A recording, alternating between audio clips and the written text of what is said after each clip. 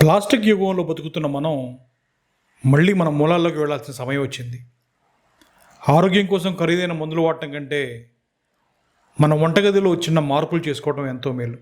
కంచులోని ఖనిజ గుణాలు జ్ఞాపక శక్తి పెంచడానికి, మేధస్సును పొదును పెట్టడానికి సహాయపడతాయి. కంచులో భోజనం చేయడం వల్ల ఆహారంలోని ఆమ్ల గుణం తగ్గి జీర్ణక్రియ సాఫీగా సాగుతుంది. ఇది ఆకలిని పెంచుతుంది.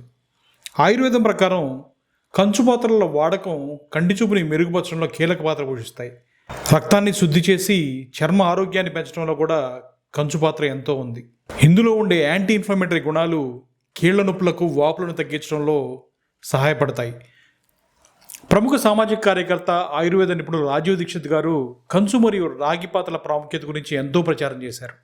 ఆయన మాటలో చెప్పాలంటే, అల్యూమినియం పాత్రలు మనిషిని రోగిని చేస్తే కంచు మరియు ఇత్తడి పాత్రలు మనిషిని యోగిని చేస్తాయి. ఆయన ప్రకారం అల్యూమినియం పాత్రలలో ఉండటం వల్ల ఆహారంలో పోషకాలు 80% పైగా నశిస్తాయి. అదే కంచు పాత్రలో ఉండటం వల్ల 97% పోషకాలు ఆహారంలోనే భద్రంగా ఉంటాయి. ఆధునిక కాలంలో వస్తున్న డయాబెటీస్, థైరాయిడ్ వంటి ఎన్నో సమస్యలకు పాత్రల మార్పే ప్రధాన కారణమని ఆయన హెచ్చరించేవారు. కంచు అనేది రాగి మరియు తగర మిశ్రమం. సాధారణంగా ఇందులో 75% రాగి, 22% తగరం ఉంటుంది. మనం వేడివేడి అన్నాన్ని కంచు ప్లేట్లో వడ్డించుకున్నప్పుడు ఆ వేడికి లోహంలో సూక్ష్మ పోషకాలు ఆహారంలో కలిసి మన శరీరంలోకి చేరతాయి. రాగి మన రక్త ప్రసరణ మెరుగుపరిస్తే తగరం మన నాడీ వ్యవస్థను బలోపేతం చేస్తుంది.